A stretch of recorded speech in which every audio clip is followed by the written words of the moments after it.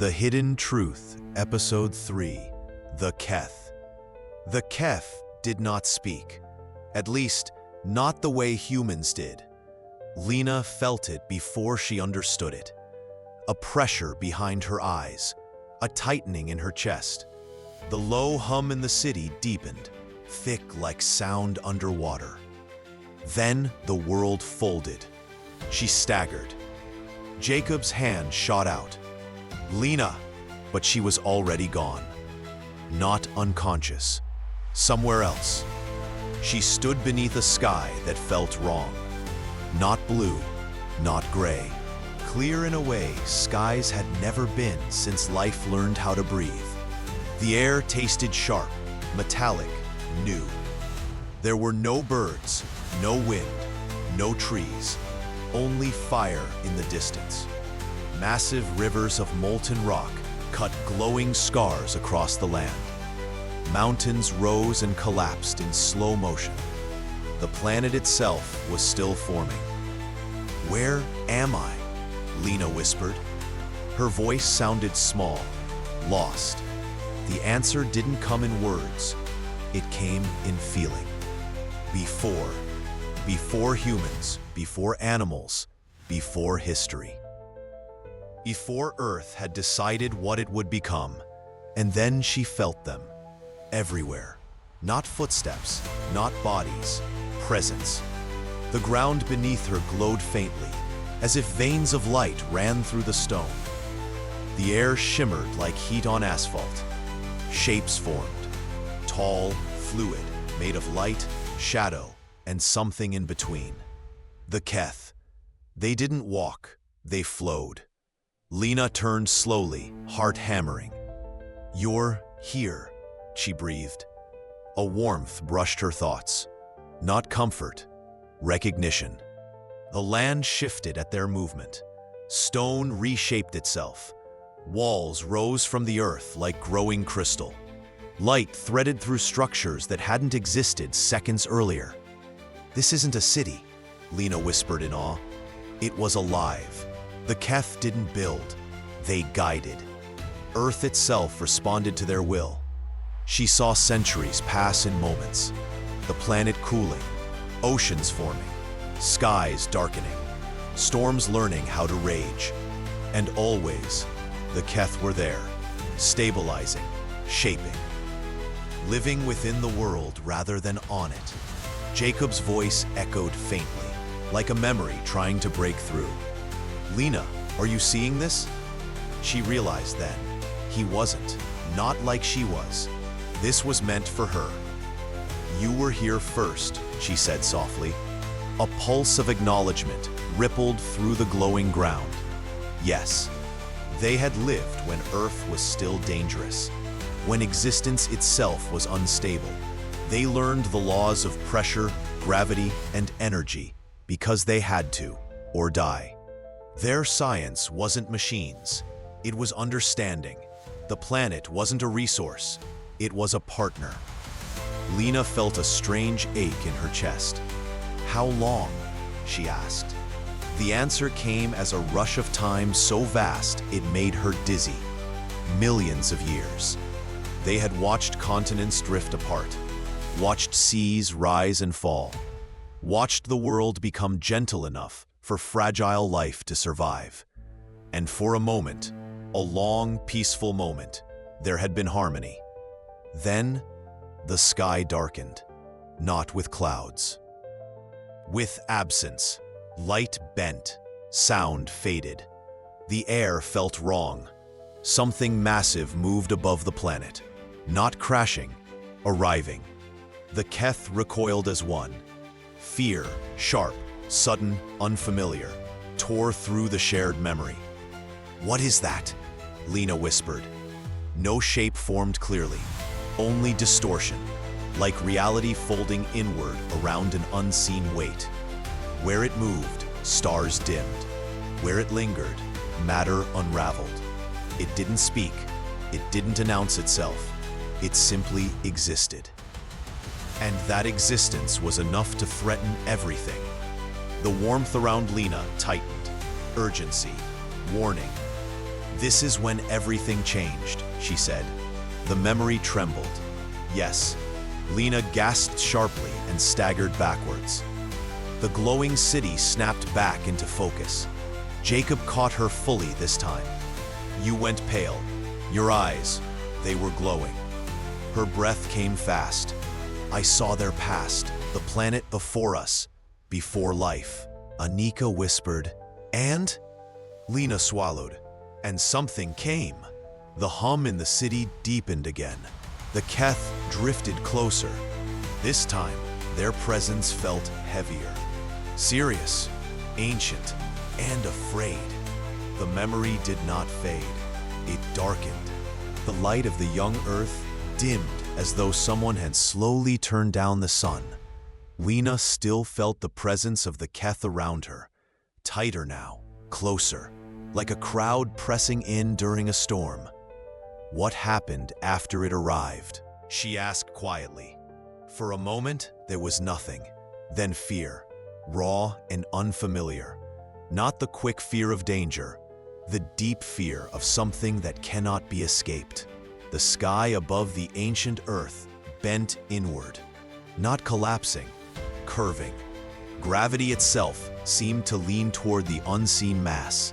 The oceans trembled, volcanoes stilled.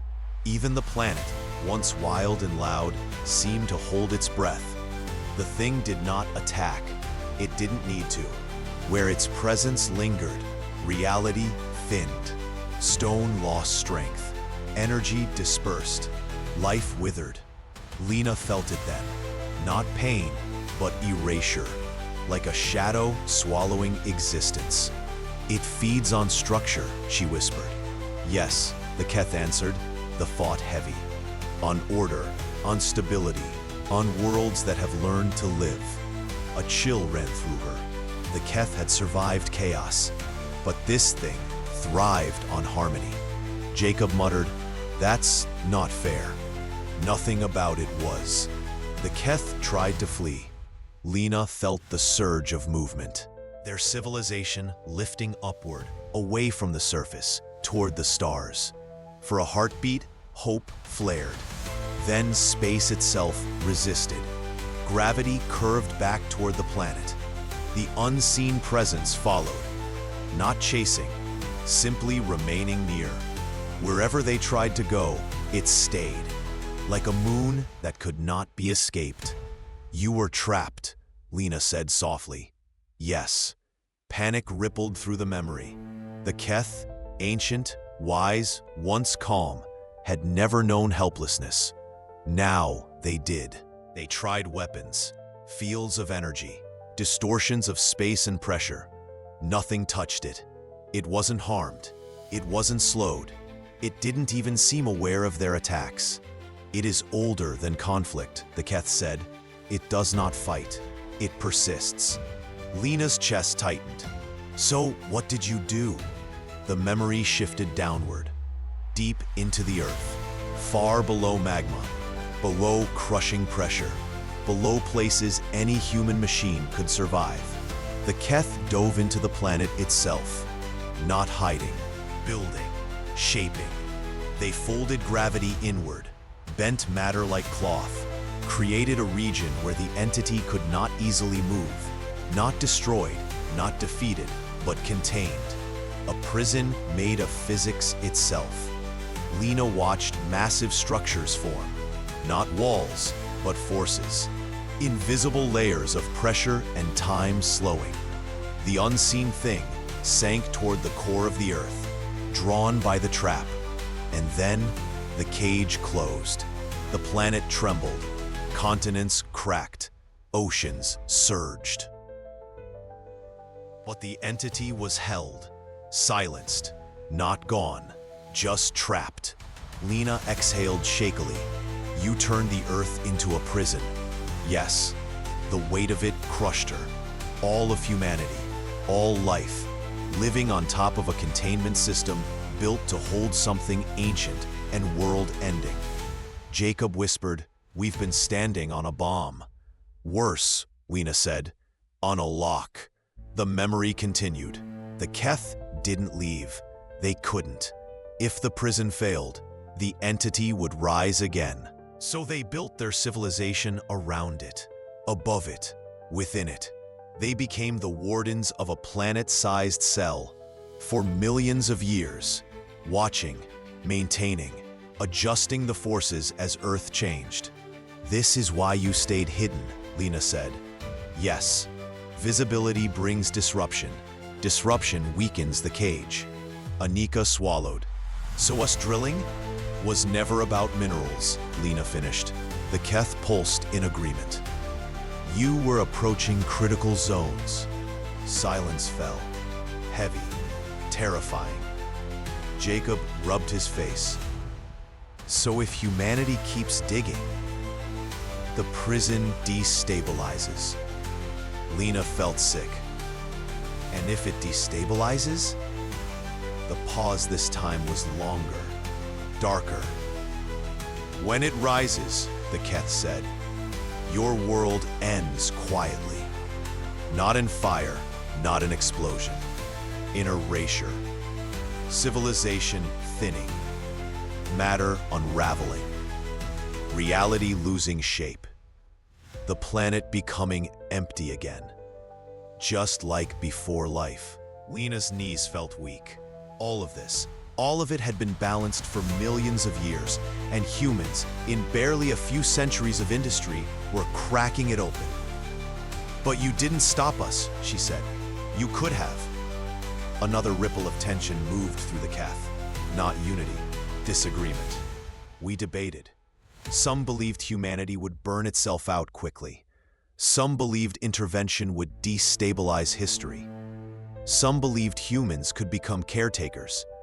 And some believed humans were a threat that should never have been allowed to grow. Lena felt that colder presence again. Watching, judging, hunger beneath patience. You're divided, she said quietly. Yes, the word carried centuries of conflict. And now? Lena asked. The hum intensified. The city brightened unevenly. Now, the balance is breaking. Now, humanity is too close. Now, a decision must be made. The city no longer felt calm. Its soft glow flickered, brightening and dimming like an anxious breath. The hum that once felt steady now wavered, rising and falling in uneven waves. Lena sensed it immediately. The Keth were no longer in harmony. What's changed? She asked. The air tightened around her thoughts. You have. Her pulse quickened. Because I know about the prison? Because you understand its fragility. Around them, light-threaded walls shifted slowly, as though the city itself were listening. Knowledge alters outcomes. The Keth said. It always has. Jacob folded his arms nervously. You could have told us sooner. You could have stopped us without all this mystery. Another ripple of disagreement passed through the glowing forms. Secrecy was survival. For you or for us? Lena asked. The pause was heavy. Oath. The memories returned. But these were no longer ancient. They were recent, human. Underground facilities miles beneath deserts and mountains. Armored doors. Floodlights cutting through darkness. Men and women in suits standing before shimmering Keth emissaries. Lena sucked in a breath. Governments, she whispered. Yes. The Keth's presence tightened. When your species learned to fracture atoms, we intervened. Images flashed. Early nuclear tests. The ground splitting open. Shockwaves tearing the sky. The prison trembled for the first time in thousands of years. Anika whispered, You're saying our weapons almost freed it? Yes. The Keth approached humanity then, not to reveal themselves to the world, but to its leaders. Agreements were made in silence, knowledge in exchange for restraint, guidance in exchange for secrecy. We helped stabilize your technological growth, the Keth said, and you helped keep the planet intact. Lena's mind raced. So all the sudden leaps in science were corrections, the Keth answered. So you would advance without destabilizing the cage. Fiber optics, quantum mechanics, energy regulation, all guided subtly, all monitored, all controlled. Jacob shook his head slowly. We thought we were geniuses. You were students, the Keth said gently. And sometimes, children playing with fire. Anger flared in Lena's chest. You had no right. Neither did you, came the reply. Silence crashed between them. Then Lena asked the question that had been growing heavier by the second. Why hide it from everyone else? The city dimmed. Because humanity does not stop digging. The words echoed with painful truth.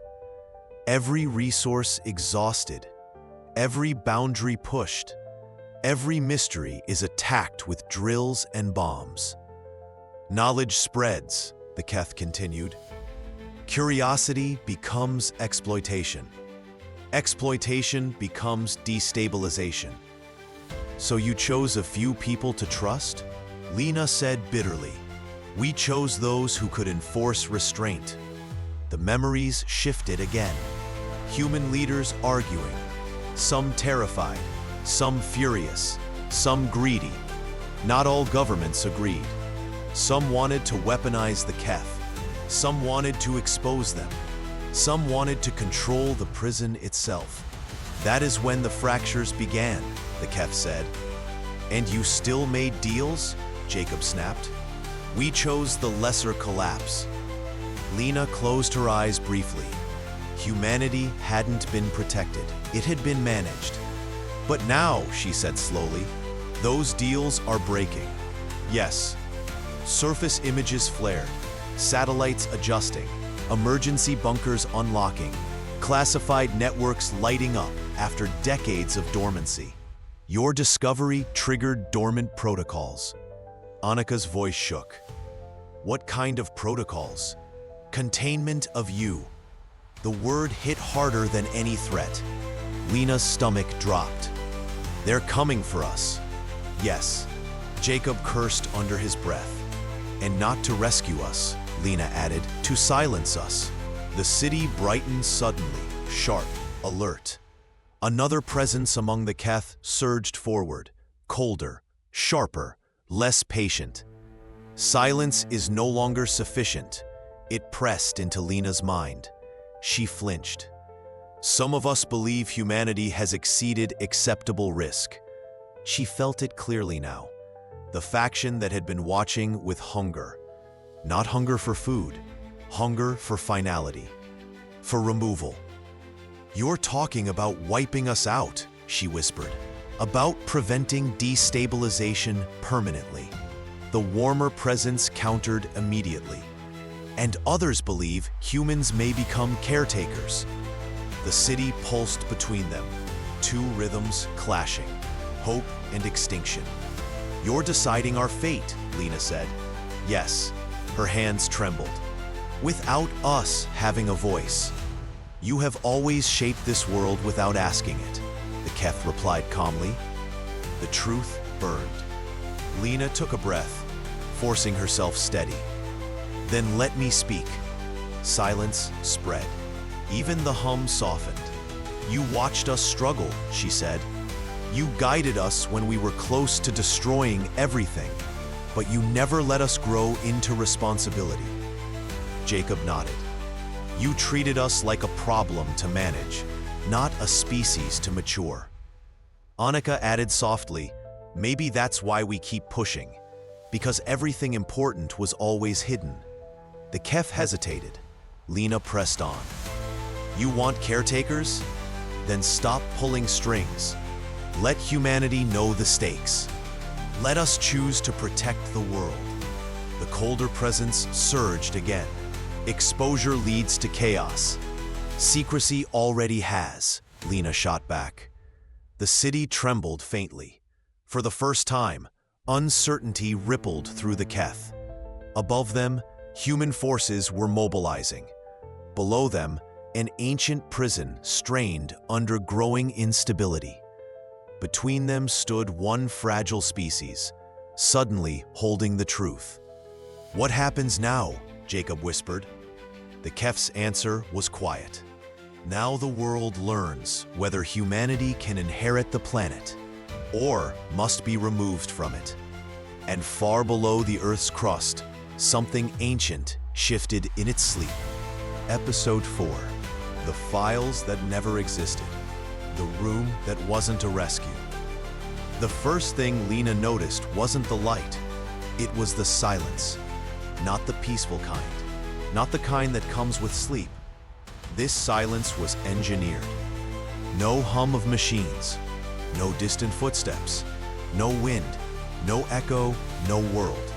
Just stillness. Her eyes fluttered open slowly. White filled her vision. Not the soft white of clouds or the dull white of paint. This was clinical, sharp, perfect, the kind of white used in places where mistakes were erased. Her head throbbed, a deep pressure behind her eyes, as though something had been taken from her and not fully returned. She tried to sit up. A gentle pulse of electricity rippled across her wrist. Pain flared, sharp but controlled, not enough to injure, enough to warn. She gasped and froze. Slowly, carefully, she lifted her arm. A thin, translucent band wrapped around it, glowing faintly blue. Another around her ankle. Restraints. Not metal, not rope. Technology far beyond anything she recognized. Her heartbeat quickened. "Hello?" she called. Her voice sounded small in the empty room. No echo. The walls absorbed the sound. Panic crept in quietly, like water rising around her ankles. The last thing she remembered was the city beneath the earth, the living light, the Keth, their presence in her mind, vast, ancient, overwhelming. The ground trembling, her team shouting, darkness. Now this. She scanned the room. A narrow bed built into the wall. A smooth floor without seams.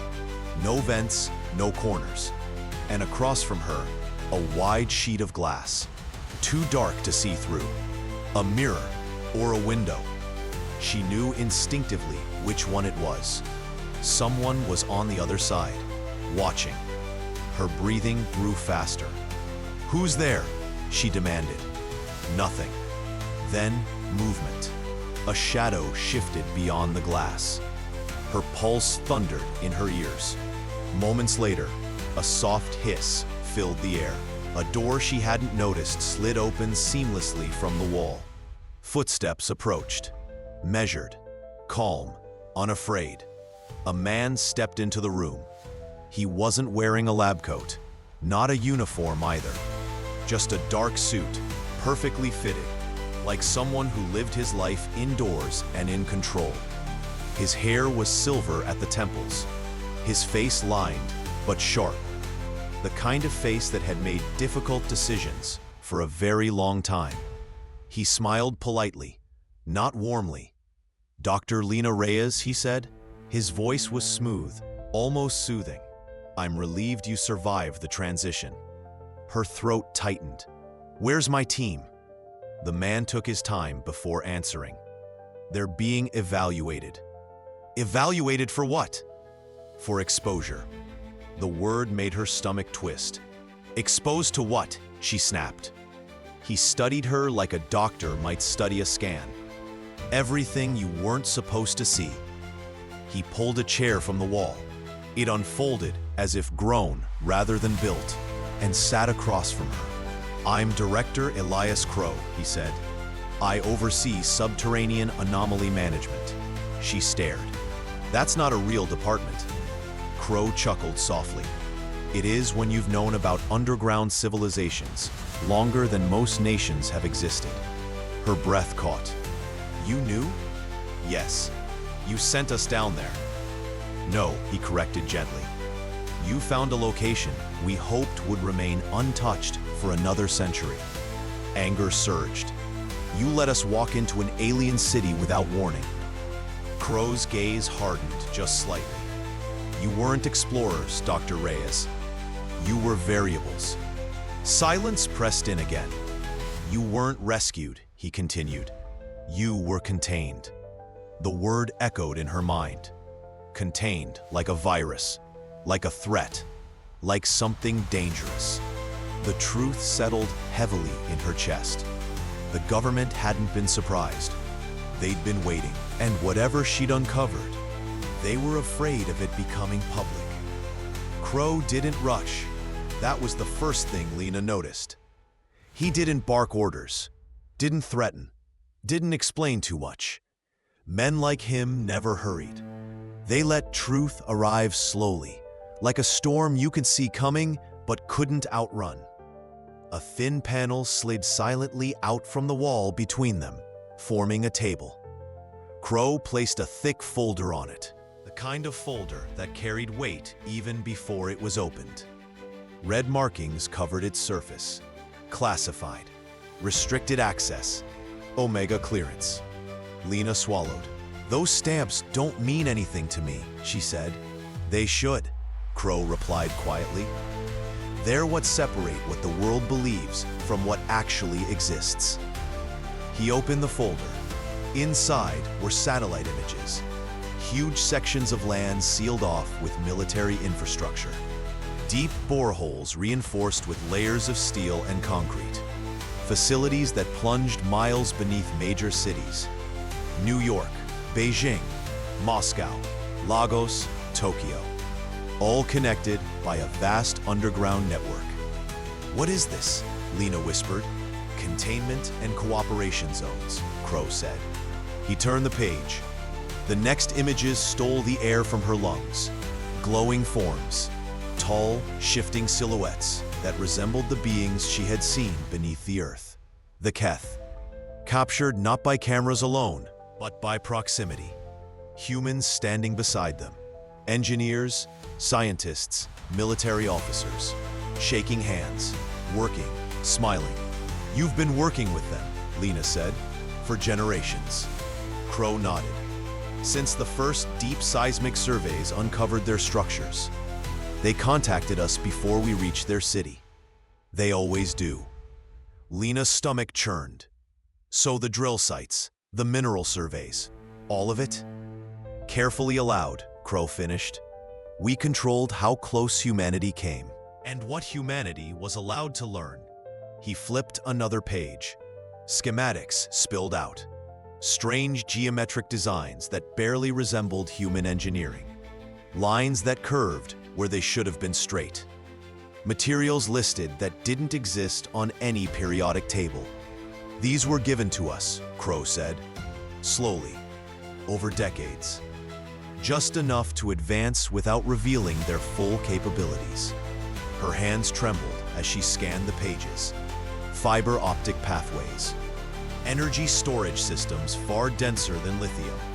The earliest versions of quantum processors. This is impossible, she whispered. Crow leaned back. Every major leap in your modern world had assistance. Radar technology during World War II. Microprocessors in the 70s. Stealth material science in the 90s. Even the foundations of modern artificial intelligence. Lena shook her head in disbelief. You're saying we didn't invent our future? You adapted it, Crow said, from theirs. The realization hit like a slow wave. Humanity's greatest achievements. Not purely human. Borrowed, gifted, controlled. So all this time, she said softly, we've been living inside a guided experiment. Crow's eyes darkened. From their perspective, yes. He closed the folder halfway. The Keth saw humanity as a rapidly evolving species. Curious, inventive, and dangerously unpredictable. They believed that if left alone, you would eventually uncover what lies deeper than them. The thing they buried. Lena's breath grew shallow. That thing again. Crow nodded. They feared it more than extinction. He paused. And they still do. Then why help us at all? Lena demanded. Why not wipe us out when they had the chance? Crow was silent for a moment. Because not all of them agree. Some view humanity as potential allies. Others as inevitable threats. And a few, he hesitated, see you as tools. The word made her skin crawl. Tools for what? For maintaining the prison. The room felt colder. The Keth have been sustaining massive energy fields deep within the earth for millennia, Crow continued. Fields that keep something sealed. But their resources are weakening. The planet is changing. And human drilling, mining, and tectonic disruptions are accelerating the decay. Lena's heart pounded. You're saying our progress is breaking their cage? Yes, and they know it. She leaned back against the restraints, dizzy.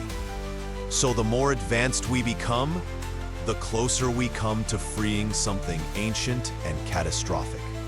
Crow's gaze locked onto hers. Exactly.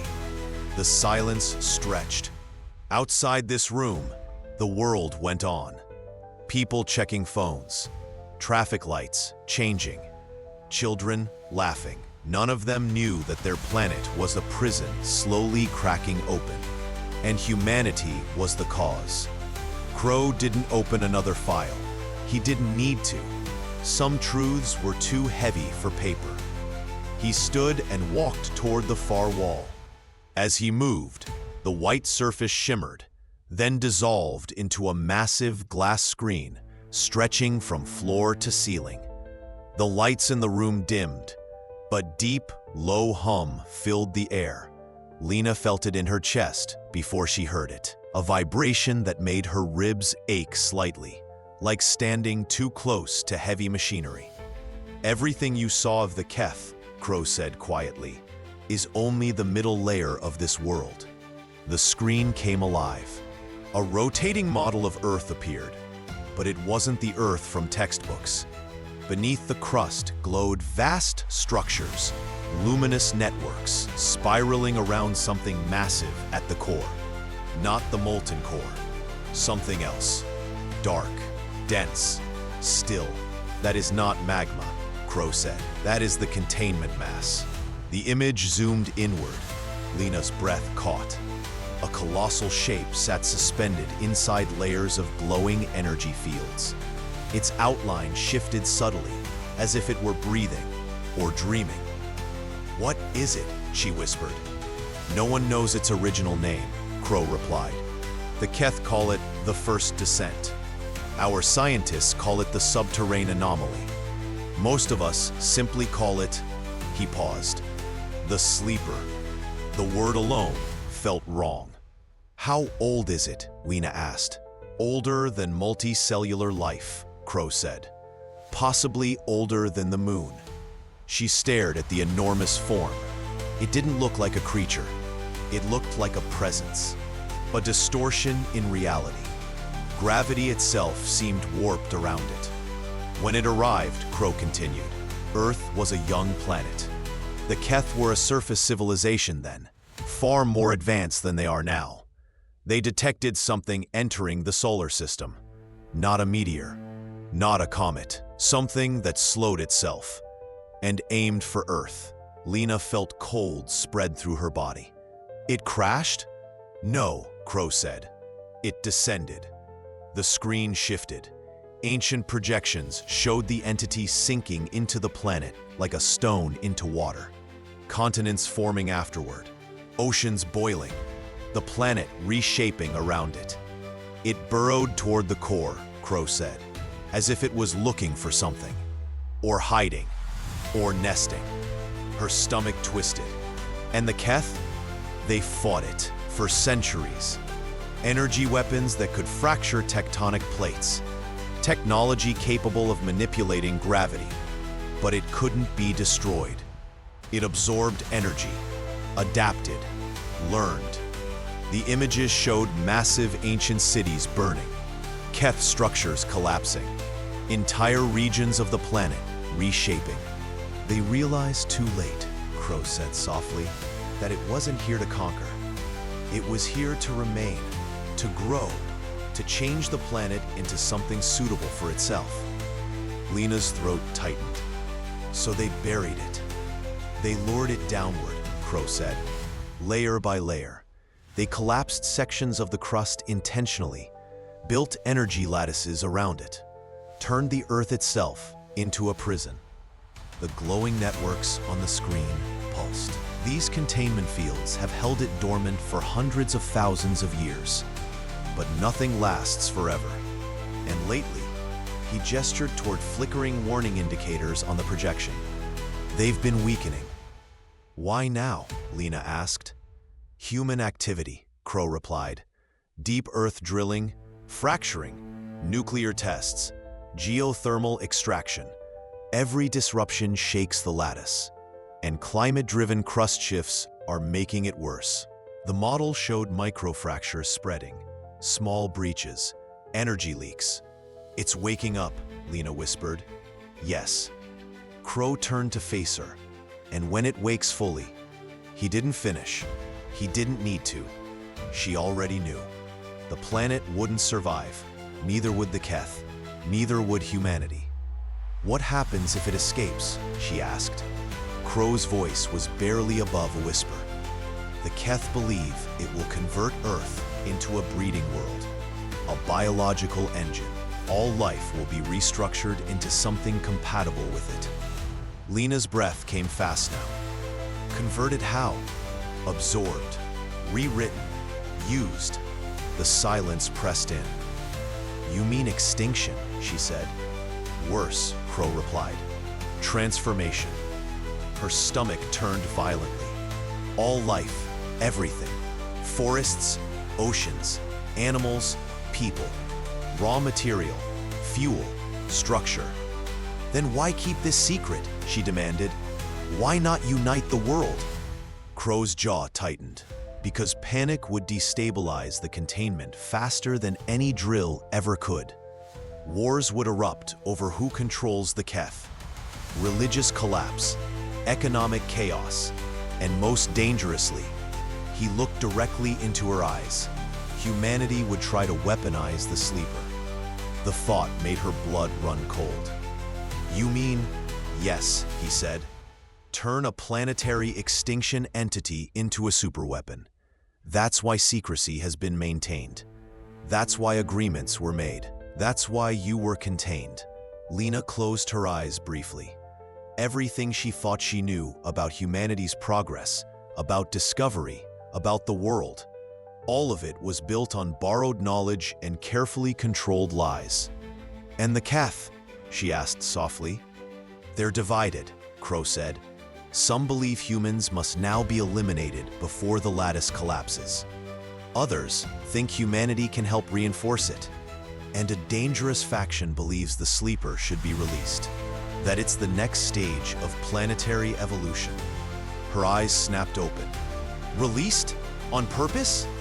Yes. They call it ascension, and they're growing stronger. The hum of the containment model deepened ominously. You broke the balance when you reached their city, Crow continued. Your presence accelerated internal conflict among them, and now the agreements are unraveling. Lena felt a crushing weight in her chest. So I didn't just discover them. You triggered the final phase, Crow said. Outside, unseen, alarms quietly began activating across multiple underground facilities. The lattice glowed brighter and thinner. The sleeper's outline twitched, just slightly, like something stirring in its sleep. Crow looked back at the projection. For the first time in human history, he said, the planet may not survive its own secrets. And Lena finally understood. The hidden truth wasn't just that an alien civilization lived beneath Earth. It was that Earth itself was a prison, and the lock was breaking.